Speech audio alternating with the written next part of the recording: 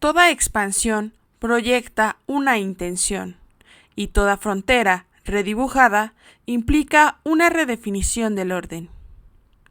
En este episodio de Escudo Occidental, analizaremos una de las decisiones más estratégicas en la historia de la OTAN, su expansión territorial y política.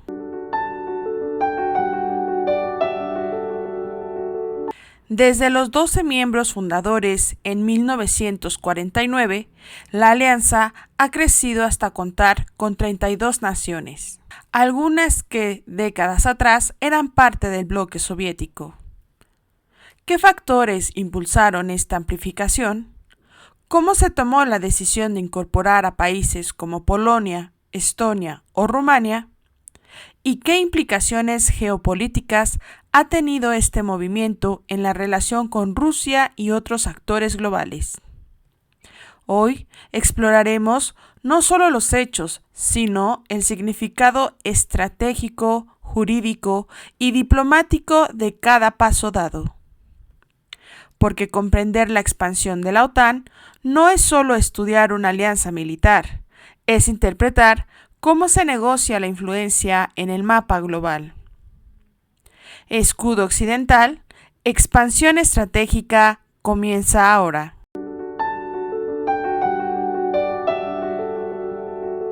La expansión de la OTAN no ocurrió de forma abrupta, fue gradual, deliberada y en muchos casos profundamente simbólica. El primer gran paso se dio en 1982, con la incorporación de España, luego de consolidar su democracia y de redefinir su política exterior tras décadas de dictadura. Este ingreso marcó una transición estratégica de una Europa occidental estricta a una Europa más amplia, plural y en reconstrucción. En 1990, tras la reunificación alemana, la antigua Alemania Oriental, parte del Pacto de Varsovia, quedó integrada formalmente en la OTAN. Este hecho, aunque jurídico, tuvo repercusiones geopolíticas inmediatas. Era la primera señal de que el orden bipolar estaba colapsando. A partir de 1999, la alianza abrió sus puertas a países del antiguo bloque soviético. Polonia, Hungría y República Checa fueron los primeros, 3 democracias emergentes que veían en la OTAN no solo un escudo militar, sino un anclaje institucional al mundo occidental. Su ingreso fue visto como el cierre simbólico de la Guerra Fría. En el 2004, la expansión fue aún más significativa. 7 países se sumaron, entre ellos Estonia, Letonia, Bulgaria, Lituania y Rumania. Eslovaquia y Eslovenia se unieron a la alianza. Las repúblicas bálticas, en particular, representaron un giro geoestratégico profundo. Por primera vez, países fronterizos con Rusia se integraban formalmente en la OTAN. Esta incorporación no solo modificó el perímetro defensivo, también consolidó un modelo democrático emergente en sociedades que apenas se reconfiguraban tras décadas de control soviético. Un ejemplo de ello son los ejercicios Defender Europe y Baltic Operation, donde miles de tropas aliadas entrenan cada año en Lituania y Polonia para garantizar interoperabilidad y disuasión efectiva.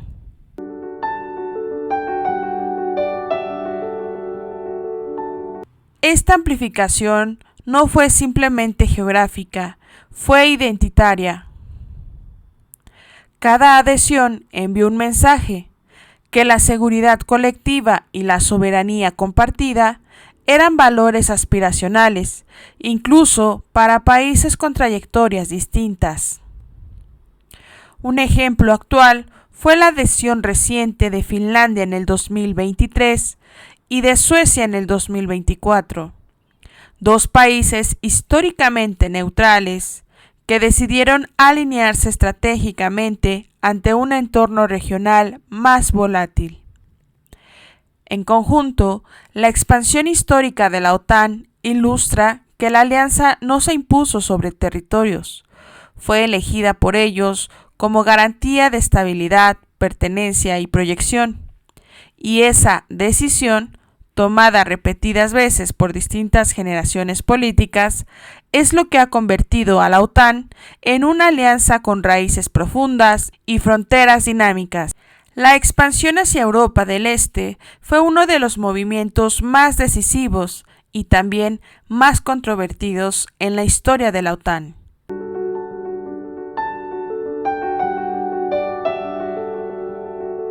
La expansión hacia Europa del Este redefinió no solo mapas, sino las percepciones.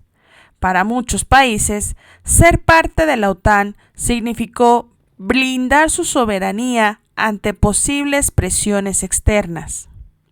Para otros actores internacionales, representó un cambio en el equilibrio de poder, con nuevas tensiones, nuevas fronteras y nuevos dilemas.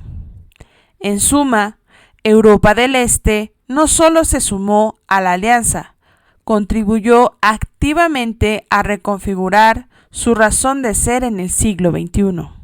La expansión de la OTAN hacia Europa del Este no solo transformó el mapa político del continente, también alteró profundamente la relación con Rusia, que desde el colapso de la Unión Soviética ha observado con precaución y en ocasiones con confrontación abierta los movimientos de la alianza.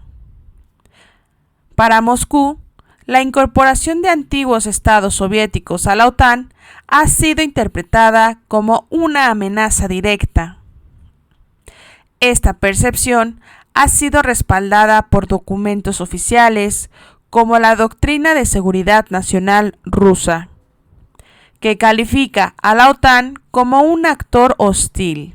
Desde Georgia en el 2008, pasando por la anexión de Crimea en el 2014 hasta la invasión de Ucrania en el 2022, el patrón ha sido claro. Cada intento de amplificación geopolítica o militar por parte del Occidente ha detonado reacciones enérgicas por parte de Rusia. Un ejemplo claro es la petición de ingreso de Ucrania en el 2008, reafirmada tras la invasión rusa. Aunque Ucrania aún no es miembro, su cooperación con la OTAN ha aumentado en términos técnicos y diplomáticos, generando una nueva línea de tensión regional. Esta dinámica ha alimentado un debate profundo. ¿Debe la OTAN expandirse sin límite si los países lo solicitan libremente? ¿O debe considerar los equilibrios geopolíticos para evitar escenarios de confrontación sistemática? Los países bálticos, por ejemplo, han reforzado su capacidad militar con apoyo directo de la alianza, mientras que Rusia ha desplegado misiles, brigadas y sistemas antiaéreos en Kaliningrado, generando un ambiente de disuasión mutua. Desde la perspectiva jurídica, la OTAN argumenta que ningún país debe tener poder de veto sobre la voluntad soberana de otros. Desde la óptica rusa, esa voluntad afecta directamente su entorno estratégico. En este contexto, la expansión deja de ser una cuestión técnica y se convierte en un nodo central del debate sobre la seguridad europea del siglo XXI. Aunque su nombre sigue siendo el mismo, la OTAN ha evolucionado mucho más allá del Atlántico Norte. En las últimas 2 décadas, la organización se ha establecido vínculos con países no miembros a través de figuras como socios globales o los programas de cooperación individualizada. Países como Australia, Nueva Zelanda, Japón y Corea del Sur colaboran regularmente en operaciones, ejercicios conjuntos y diálogos estratégicos. Ejemplo de ello son este ejercicio multinacional donde unidades navales de países europeos operan junto con socios del Indo-Pacífico, reforzando la capacidad marítima avanzada.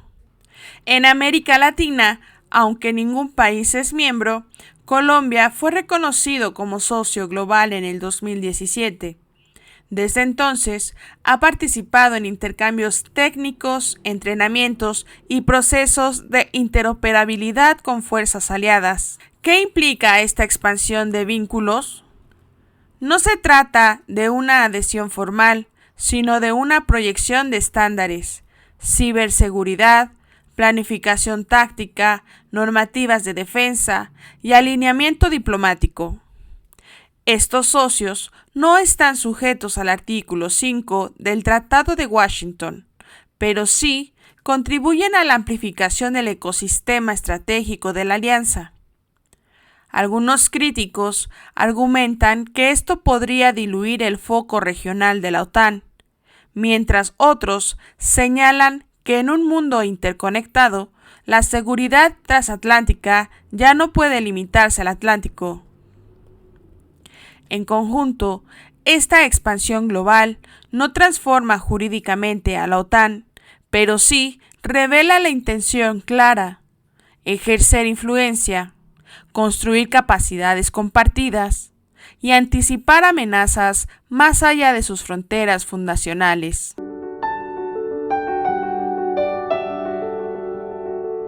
La expansión de una alianza no se mide solo en kilómetros. Se mide en compromiso, confianza institucional y voluntad política compartida. Desde los primeros ingresos posguerra fría hasta los vínculos globales más recientes, la OTAN ha trazado una ruta que redefine el concepto clásico de seguridad. Cada país que se suma lo hace con historia, contexto y visión propia, pero juntos componen una arquitectura estratégica que refleja algo más profundo: la búsqueda de estabilidad en un mundo cada vez más interdependiente.